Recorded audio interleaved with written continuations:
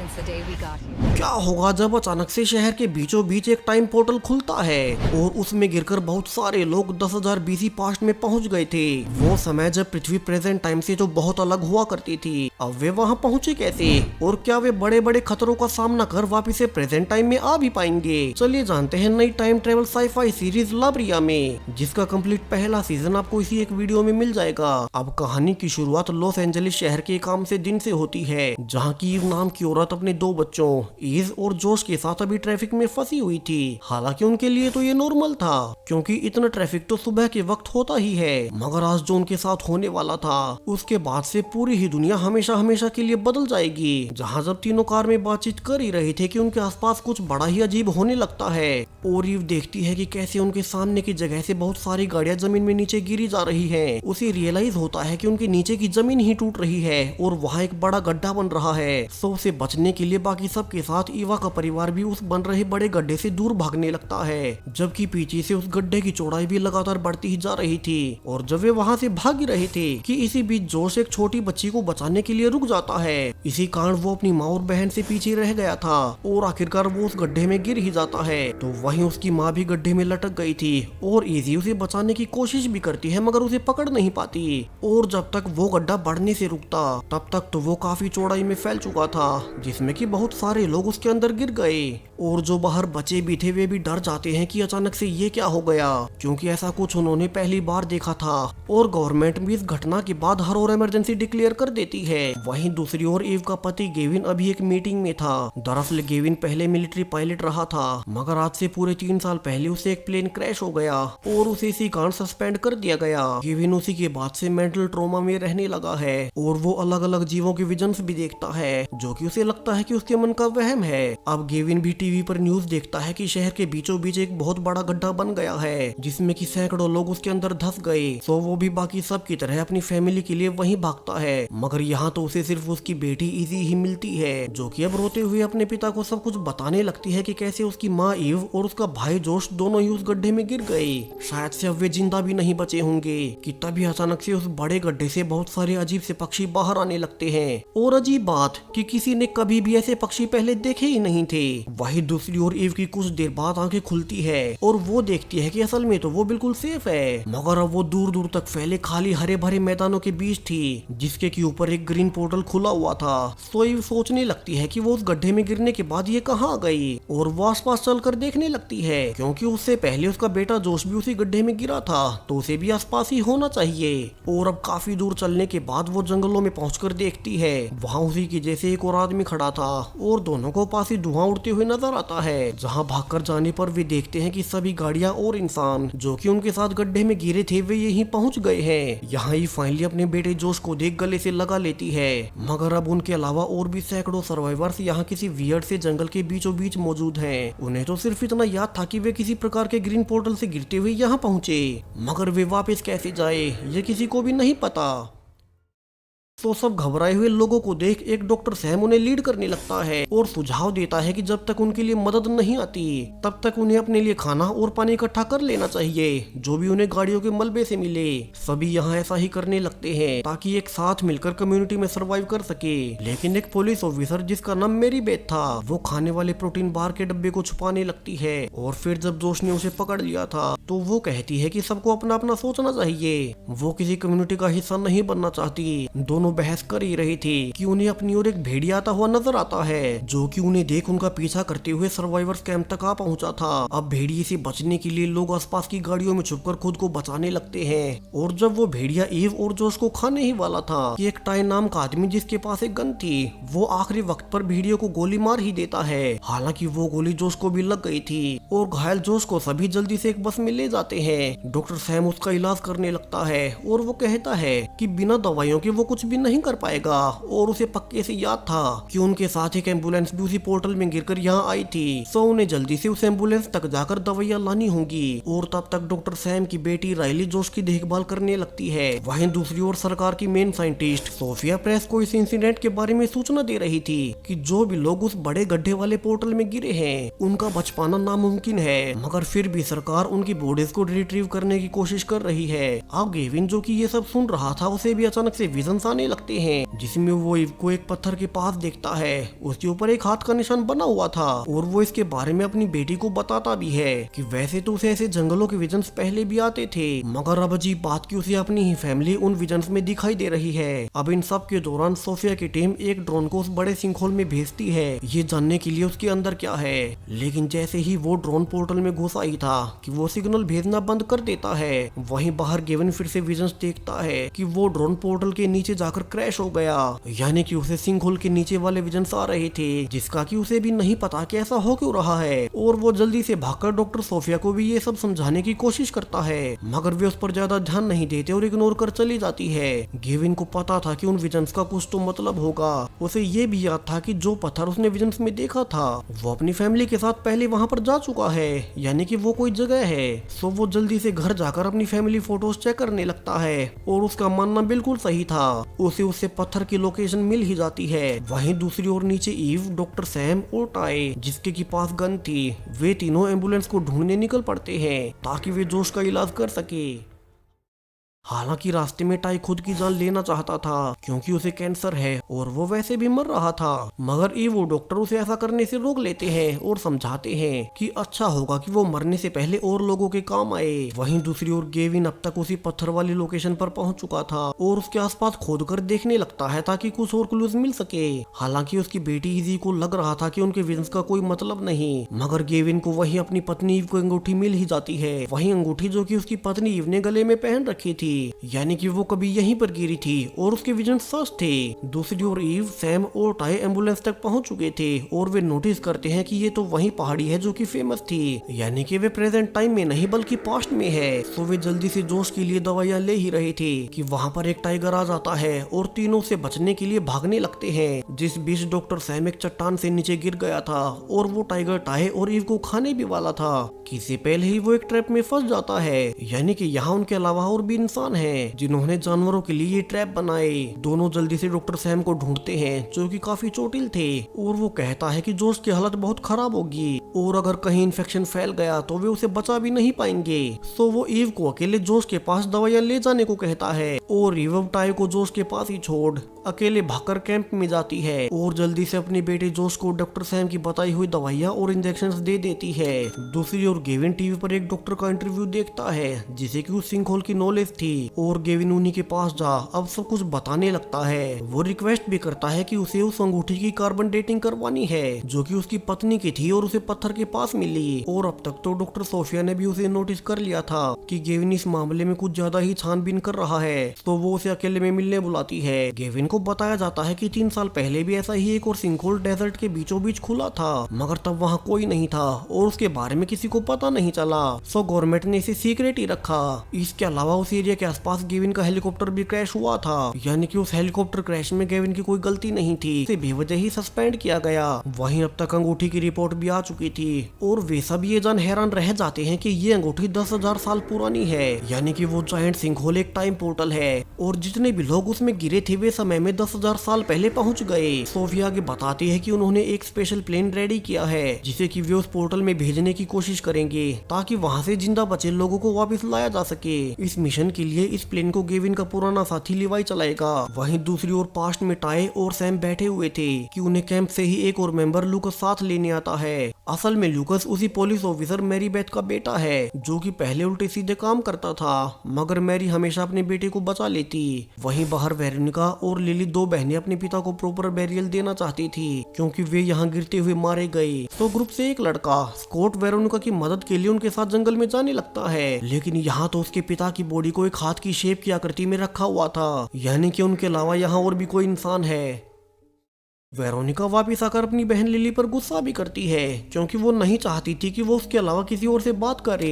तो वहीं प्रेजेंट में लिवाई के प्लेन के साथ निकलने से पहले गेविन उससे अकेले में मिलकर ईव वाली शादी की अंगूठी देता है कि वो उसे उसकी पत्नी को दे दे। अब लिवाई शुरू में झिझक रहा था, मगर आखिरकार वो गेविन से कन्फेस कर ही लेता है कि जब गेविन का उसकी पत्नी ईव से मनमुटाव चल रहा था तो वो कुछ समय के लिए उसकी पत्नी के साथ अफेयर में रहा था, मगर अभी तो गेविन इसके बारे में ज्यादा नहीं सोचता और लिवाई को अपनी फैमिली को वापस वापस लाने को कहता है। अब अगले ही दिन कैंप में अचानक से एक बीस्ट घुस आता है। तो सभी अपनी जान बचाकर इधर उधर छुपने लगते हैं और उनका सारा खाना खाकर वो बीस्ट वहाँ से चला गया था। अब स्कॉट जो कि साइंस स्टूडेंट था वो सबको बताता भी है कि इस बीस्ट को तो विलुप्त हुए 10,000 साल हो चुके हैं, यानी कि वे प्रेजेंट टाइम में नहीं बल्कि उस पोर्टल से 10,000 साल पास्ट में आ गए हैं। अब मैरी बेथ अपने बेटे लूकस के साथ खाना ढूंढने निकलती है क्योंकि उनका सारा खाना तो वो बीस्ट खा गया। और वे जंगल में जाकर देखते हैं कि जिस ट्रैप में वो टाइगर पहले फंसा था उसे किसी ने आकर रिसेट कर दिया, यानी कि इस समय में उनके अलावा और भी कोई इंसान है, मगर उन्हें पता नहीं कि वे हैं कौन। उधर कैंप में डॉक्टर सैम गिरने के बाद अपने पैरों को फील नहीं कर पा रहा था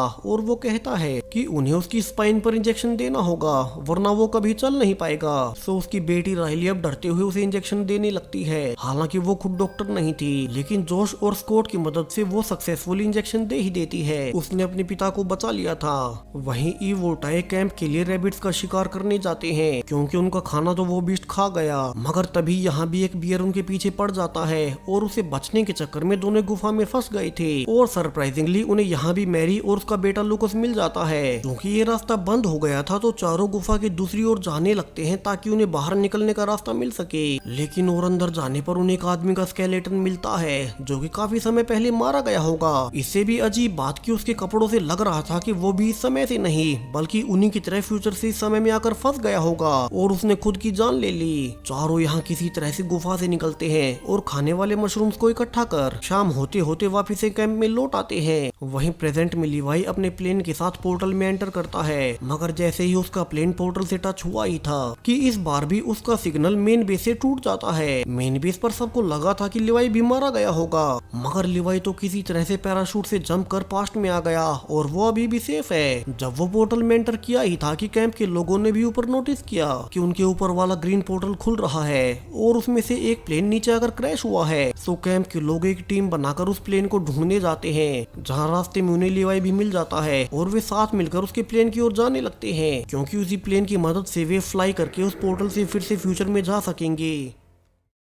अब रास्ते में जाते हुए राइली पर एक जायंट स्नेक अटैक भी कर देता है, लेकिन लिवाई ने समय रहते उस सांप को मारकर उसे बचा लिया था और काफी दूर चलने के बाद वे प्लेन तक पहुंच ही जाते हैं। मगर अब प्लेन की हालत बहुत ज्यादा खराब थी और लिवाई से फिर से उड़ाने में नाकाम रहता है। इसे रिपेयर तो किया जा सकता था, मगर ना तो लिवाई के पास अभी इसके पार्ट्स हैं और ना ही इस समय में कहीं और मिल ही सकते हैं। सो वे कैंप में जाने से पहले प्लेन से सारी ही सप्लाईज निकाल कर इकट्ठा कर लेते हैं कि तभी लिवाई को प्लेन से अजीब से सिग्नल्स मिलने लगते हैं जो कि यहाँ से 5 किलोमीटर आगे से आ रहे थे और मिलकर फैसला किया जाता है कि पहले वे सब मिलकर उसी सिग्नल का पीछा करेंगे और बाद में कैंप में जाएंगे। रास्ते में लिवाई ईव को उसके हस्बैंड गेविन की दी हुई रिंग भी देता है जो उसने फ्यूचर से भेजी थी। दूसरी ओर प्रेजेंट टाइम में गेविन को फिर से विजन्स आ रहे थे कि लिवाई जिंदा है और ईव से मिल चुका है, तो वो भागकर सोफिया को यही बताने जाता है। यहाँ उसकी नजर एक फाइल पर पड़ती है जिसमें उसी जैसे और भी पोर्टल बने हुए थे और सोफिया किसी डॉक्टर रेबेका के साथ खड़ी हुई थी, यानी कि ये पोर्टल पास्ट में भी कई बार बन चुके थे, मगर सरकार ने उन्हें सबसे छिपाए रखा और किसी को भी पता नहीं लगने दिया।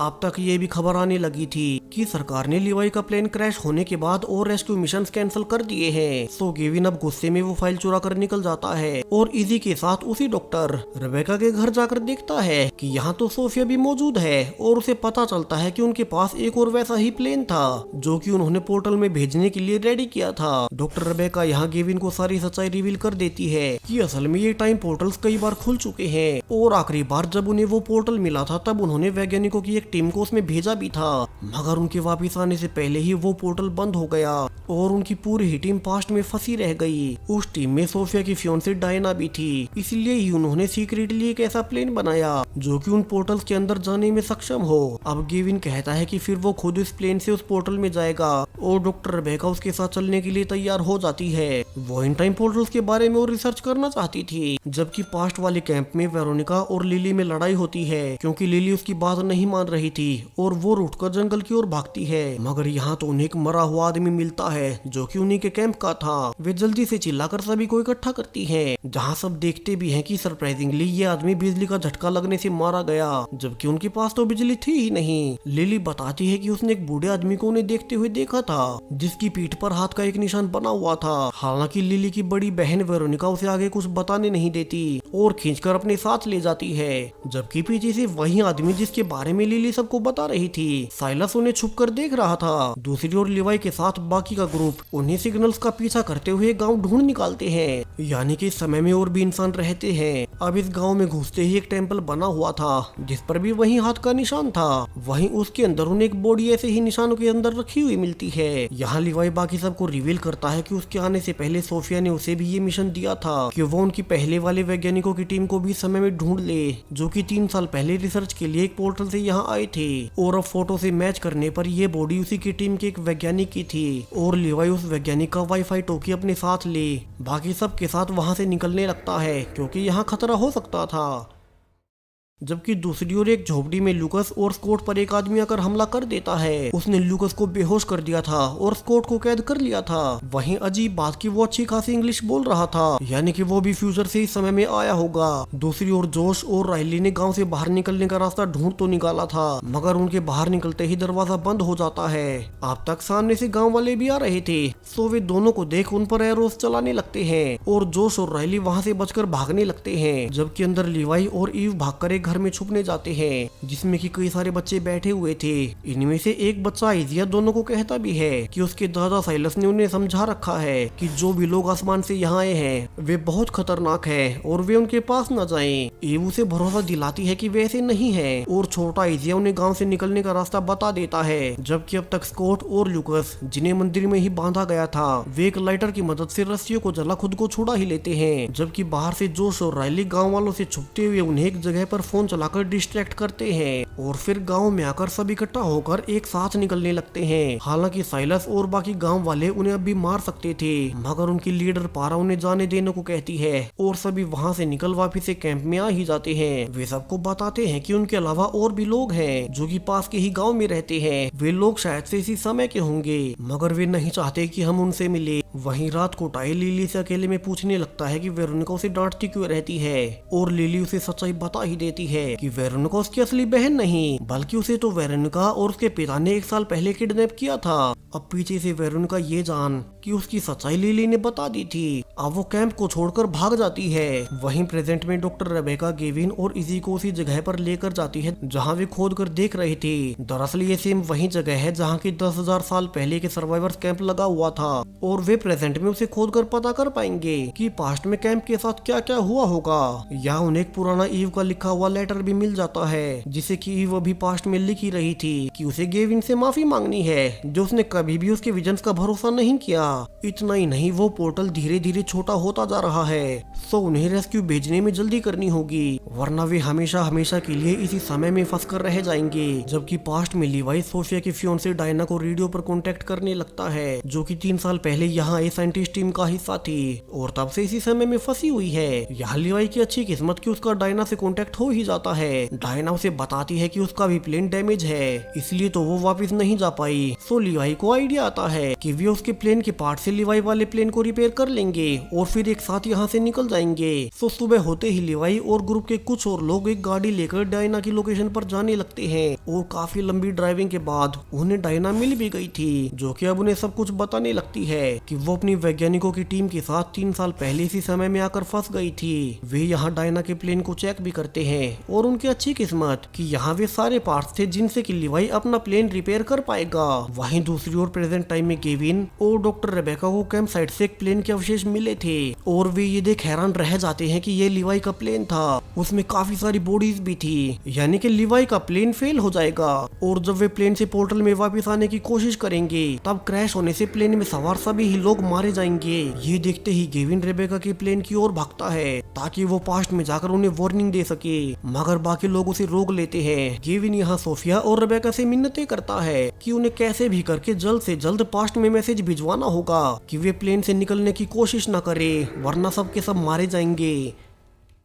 जबकि पास्ट में लिली टाई को बताती है कि शायद से उसकी बड़ी बहन वेरोनिका को भी उसी की तरह उसके पिता ने किडनैप किया होगा, इसलिए उन्हें उसे ढूंढना चाहिए कि वो जंगल में कहाँ चली गई। टाई यहाँ उसे ढूंढने निकल जाता है और उसे वो अपने फेक पिता की कब्र पर रोते हुए मिलती है। टाई उसे समझाने लगता है कि वे उसे कुछ नहीं कहेंगे क्योंकि वो खुद भी एक विक्टिम ही थी, मगर उसके मुड़ते ही वेरोनिका उसके सिर में मार उसे बेहोश कर भाग जाती है। जबकि ईव और लिवाई कैंप में वापस आकर सबको खुशखबरी देते हैं कि वे लिवाई के प्लेन को रिपेयर कर यहाँ से निकल सकते हैं, लेकिन सभी लोग इस एक प्लेन में नहीं जा पाएंगे। सो डेमोक्रेटिकली वे एक लकी ड्रॉ निकालते हैं, जितने भी लोग उस प्लेन में बैठकर वापिस से प्रेजेंट में जाएंगे। अब जोश और लुकस दोनों का ही नाम निकल आया था। सो स्कॉट लुकस को बताता भी है कि उसने थोड़ी ही दूर एक पेड़ के पास कोई संदूक देखी थी। दोनों जल्दी से वहाँ खोद कर देखने लगते हैं और इसके अंदर तो सोने की बड़ी बड़ी ईंटें थी, जो कि अमेरिकन सिविल वॉर के समय की थी। यानी कोई सोने के साथ इस समय में टाइम ट्रेवल कर यहाँ पहुँच गया होगा और बाद में मारा गया।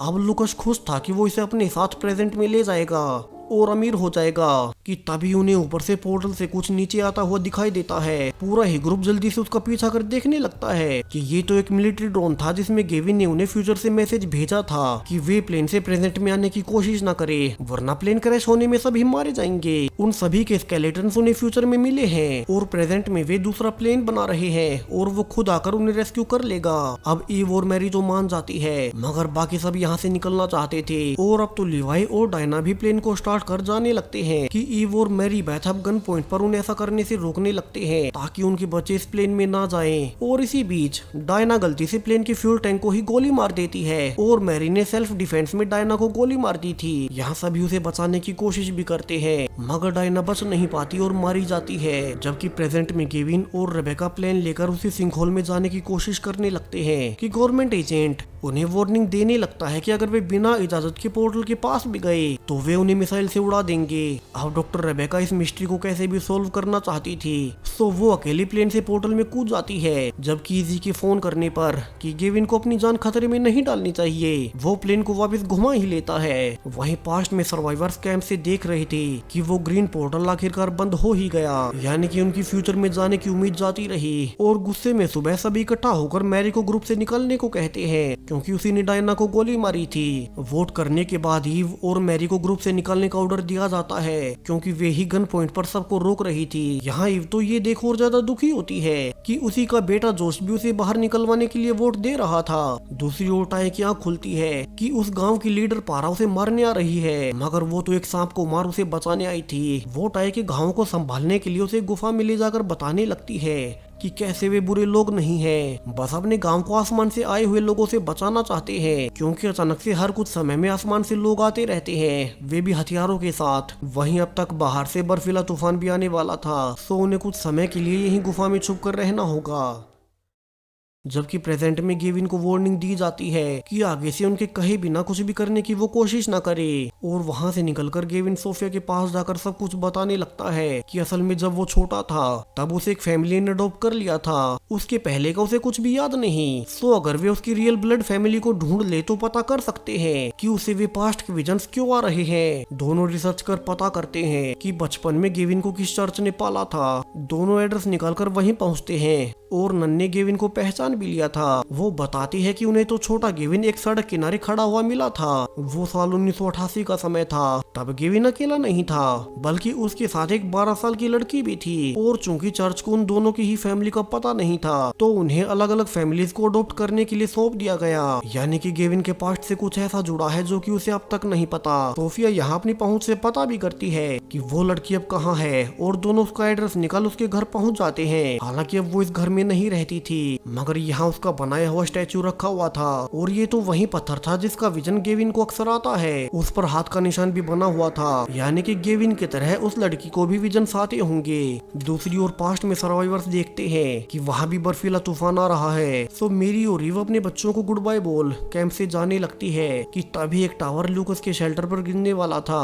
तो मेरी अपने बेटे को बचाने के लिए अंदर चली जाती है और माँ बेटा उसी शेल्टर में फंस गए थे। अब बाकी लोग उन्हें निकालने की कोशिश करने लगते हैं, मगर ये छत कुछ ज्यादा ही भारी थी और अगर वो उनके ऊपर ही गिर गई तो वे अंदर ही मारे जाएंगे। सो वे आखिरकार एक छोटा सा धमाका कर रास्ता बना उन्हें निकाल ही लेते हैं। और अब तूफान खत्म होने के बाद जैसे कि मैरी ने अपने बेटे की जान बचाई थी, इसके लिए ग्रुप ने अपना फैसला टाल दिया और वे कहते हैं कि अब मैरी और ईव को कहीं भी जाने की जरूरत नहीं। जोश भी अपनी माँ ईव से माफी मांगता है कि वो कुछ ज्यादा ही गुस्से में हो गया था। वहीं टाई भी पारा से अलविदा कहकर गुफा से वापिस से कैंप में आ ही जाता है कि तभी उन्हें लिली की आवाज आती है कि कोई उनके कैंप की ओर भाग कर आ रहा है। दरअसल ये वही गाँव वाला बच्चा आइजिया था जिसने कि शुरू में उन्हें गांव से निकलने का रास्ता बताया था, उसके हाथ पर चोट भी लगी हुई थी। सो डॉक्टर सैम उसे पट्टी करते हुए आइडिया देता है कि वे आइजिया को लौटाकर विलेज वालों से अच्छे संबंध बना सकते हैं ताकि वे बुरे वक्त में उनकी सर्वाइव करने में मदद कर दें। यहाँ से ईव, लिवाई, आइजिया और टाई जीप में बैठकर गाँव में जाने लगते हैं, जिस दौरान आइजिया बताता भी है कि वो शुरू से ही उन्हें छुप कर देख रहा था, इसलिए उसे पता था कि वे सब अच्छे लोग हैं।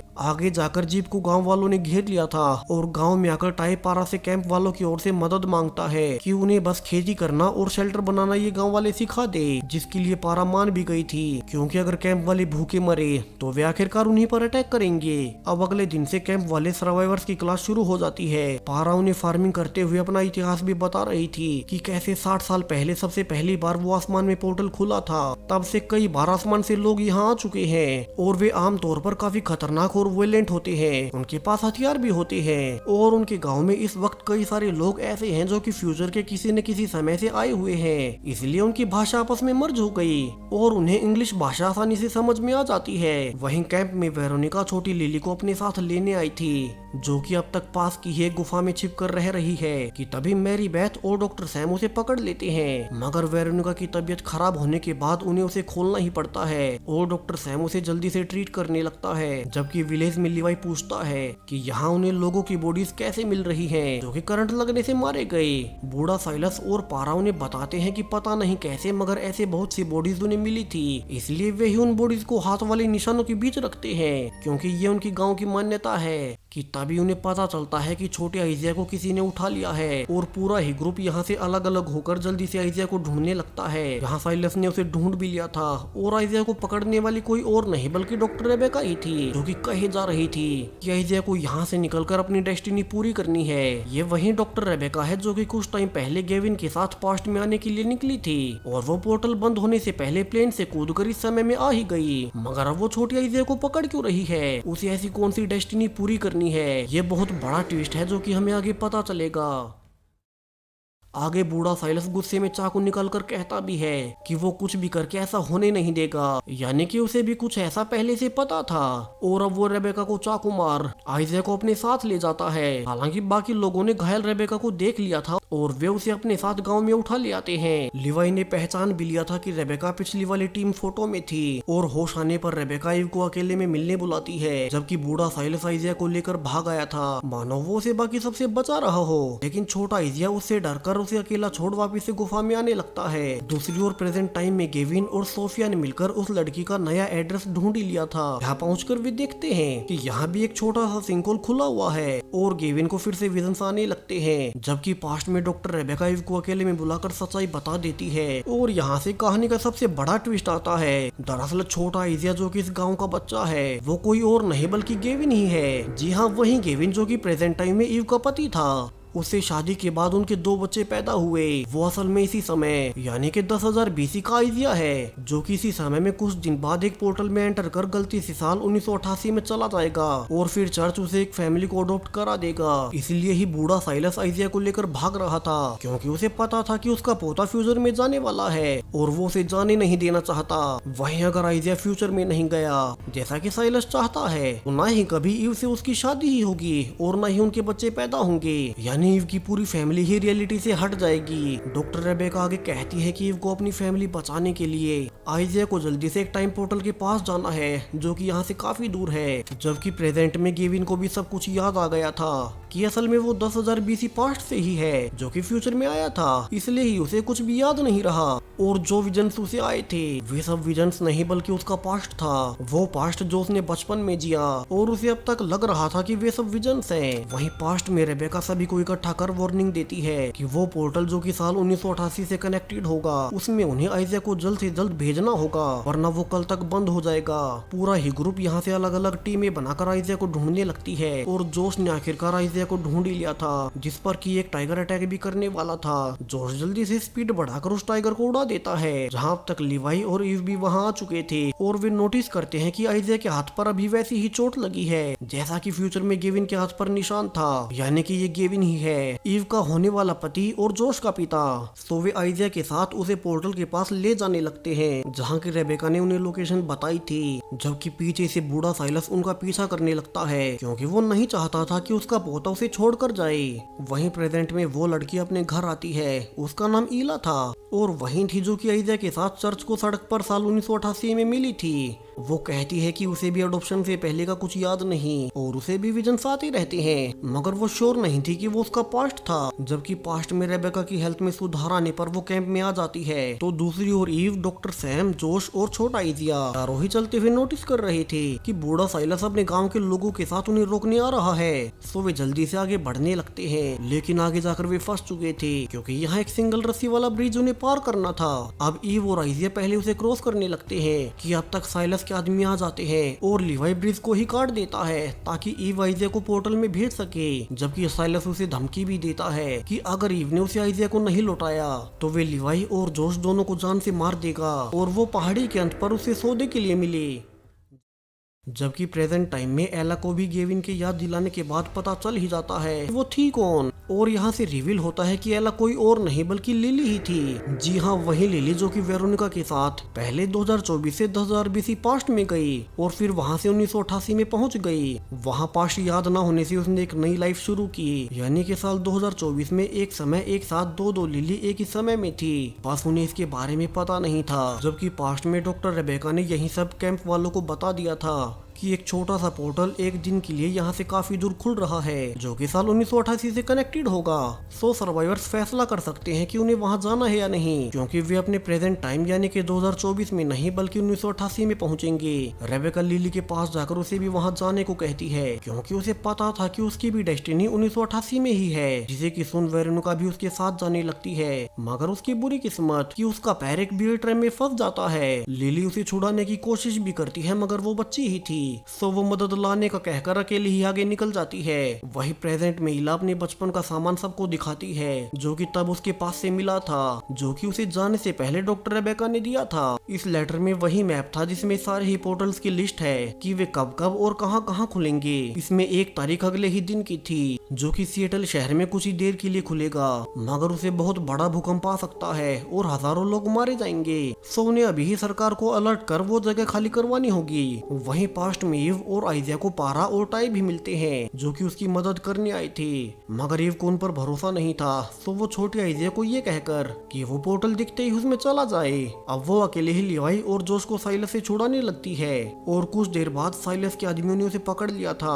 वो उसे कहता भी है कि उसे पता है आइजिया हमेशा हमेशा के लिए यहाँ से चला जाएगा, इसलिए वो उसे अपने पास रोक रहा है। जबकि पीछे से अकेला आइजिया उसे चुप कर देख रहा था कि तभी साइलस का एक आदमी उसे पकड़ ही लेता है। हालांकि तभी पीछे से टाई आकर उसे बेहोश कर देता है और वो लूकस, राइली और मैरी बेथ से कहता है कि वे आइजिया को उस पोर्टल के खुलते ही उसमें भेज दे और बचे हुए बाकी सब ईव, जोश और लिवाई को साइलस से बचाएंगे। वे अचानक से अटैक कर साइलस के आदमियों पर भारी पड़ने लगते हैं। हालांकि साइलस खुद तो पीछे से भाग गया था, लेकिन बाकी सब आजाद हो जाते हैं और ईव देखती है कि जोश अचानक से वीक होता जा रहा है क्योंकि उसकी एग्जिस्टेंस रिस्क पर है। अगर आइजिया पोर्टल में नहीं गया तो वो रियलिटी से हट जाएगा। ऐसा ही कुछ प्रेजेंट में गेविन की बेटी इजी के साथ भी हो रहा था। यहाँ पारा और टाई साइलस का पीछा करने लगते हैं ताकि वो कोई और गड़बड़ ना कर सके और ईव बाकी सबके पीछे जाती है। जबकि आइजिया के ग्रुप के सामने कुछ विलेजर्स आ चुके थे और आइजिया को बचाने के लिए मैरी बेथ उन्हें शूट करने लगती है। यहाँ इस फाइट में उन्होंने उन्हें मार तो दिया मगर खुद मैरी को एक चाकू लग गया था और उसकी वजह से बाकी सब धीमे ना पड़े, इसलिए ही वो लूकस के साथ वहीं रुक जाती है और बाकी सबको आइजिया के साथ सफर को कंटिन्यू करने को कहती है। जबकि पीछे पीछे लूकस अपनी माँ के साथ जब वापिस से कैंप में जा ही रहा था तो चाकू का घाव ज्यादा होने से वो वहीं मारी जाती है। वहीं ईव का ग्रुप एक गुफा से शॉर्टकट लेने का सोचता है क्योंकि ऐसे तो वो पोर्टल बंद हो जाएगा। वे अभी भी उससे काफी ही दूर थे। अब गुफा में आगे बढ़ने पर उन्हें एक सीढ़ियों से ऊपर निकलना था और पहले जोश कूदकर उस पर ऊपर चला भी जाता है। उसके बाद आइजिया और जब उसके बाद ईव ऊपर जा ही रही थी तो वो सीढ़ी ही पुरानी होने की वजह से टूट जाती है। जोश ने यहाँ अपनी माँ ईव को पकड़कर खींच लिया था लेकिन बाकी के साथी नीचे ही रह जाते हैं और ईव और जोश आइजिया के साथ काफी दूर तक चलने के बाद फाइनली उस पहाड़ तक पहुंच ही जाते जाते हैं जहाँ की वो ग्रीन पोर्टल खुला हुआ था। वहीं प्रेजेंट टाइम में गेविन और सोफिया भागकर एजेंट मार्कमैन के पास जाकर वार्निंग देते हैं कि जल्दी सिएटल शहर में भूकंप आने वाला है क्योंकि वहाँ एक पोर्टल खुलेगा। सो पुलिस जल्दी से एरिया को खाली करवाने लगती है, लेकिन सरप्राइजिंगली वो मैप अपने आप फेड होने लगा था, यानी कि अब फ्यूचर बदल रहा है। वो पोर्टल अब शहर से थोड़ा दूर एक खाली जगह पर खुलेगा जिससे कि शहरवासी तो अब कम से कम सेफ थे। गेविन और सोफिया बाकी फोर्सेस के साथ उस पोर्टल को ढूंढ निकालते हैं, लेकिन ये तो इस बार काफी ज्यादा छोटा पोर्टल था जिसमें कि प्लेन भी नहीं गुजर सकता। और इसी वक्त पास्ट में जोश और प्रेजेंट में इजी कमजोर महसूस करने लगते हैं क्योंकि छोटा आइजिया पास्ट में पोर्टल तक नहीं पहुंचा था। और जब ईव जल्दी से आइजिया को पोर्टल में ले जा रही थी कि अचानक से साइलस आकर ईव को धक्का दे देता है और आइजिया को अपने साथ ले जाने लगता है। हालांकि आइजिया खुद उसके साथ जाना नहीं चाहता था और वो उसके गिरते ही वापस ईव के पास भाग आता है, जबकि अब तक टाई और पारा भी वहां आ चुके थे। और उनके समझाने पर साइलस अपनी डेस्टिनी को स्वीकार कर ही लेता है। ईव आइजिया को टाइम पोर्टल के पास लाकर उसे अकेले पोर्टल में भेज देती है, यानी कि अब रियलिटी पहले जैसी थी। और जोश और इजी खुद को हेल्दी महसूस करने लगते हैं कि अब तक लिली भी वहां पहुंच जाती है क्योंकि उसे भी तो साल 1988 में जाकर अपनी डेस्टिनी पूरी करनी थी। लेकिन ये पोर्टल अब धीरे धीरे बंद होने लगा था, तो उसके छोटा होने से वो डरने लगती है और उसे भरोसा दिलाने के लिए जोश और रेली उसके पास जाते हैं कि अब जैसे ही एक झटके में वो पोर्टल खत्म हुआ ही था कि उसने लिली के साथ साथ जोश और राइली को भी संभाल लिया, यानी कि जोश और राइली भी अब साल 1988 में चले गए जहाँ की उन्हें जाना नहीं था। वहीं प्रेजेंट में गेविन फैसला करता है कि वो इस पोर्टल से अपने परिवार के पास 10,000 BC पास्ट में चला जाएगा। यहाँ उसकी बेटी इजी और इला भी उसका साथ देते हैं और तीनों पोर्टल में कूद अब वे भी पास्ट में आ गए थे। यहाँ एक विलुप्त हो चुके मेमथ को देख वे ये समझ भी जाते हैं, जबकि रेबेका स्कॉट को अकेले में कुछ दिखाने ले जाती है। और ये तो एक मॉडर्न बिल्डिंग थी जो कि इस समय में किसी ने बना ली। अब इस बिल्डिंग का राज क्या है? वहीं गेविन भी पास्ट में आ चुका है, तो क्या वो बाकी सर्वाइवर्स को फिर से प्रेजेंट टाइम में ला भी पाएगा? फिर जोश और राइली का क्या, जो कि साल 1988 में चले गए? सब कुछ पता चलेगा इस सीरीज के दूसरे सीजन में। सो चैनल को अभी सब्सक्राइब करें इस सीरीज के दूसरे और भी आने वाले सीजन के लिए। साथ ही ये सीजन आपको कैसा लगा कमेंट्स में बताते जाएं। Thank you.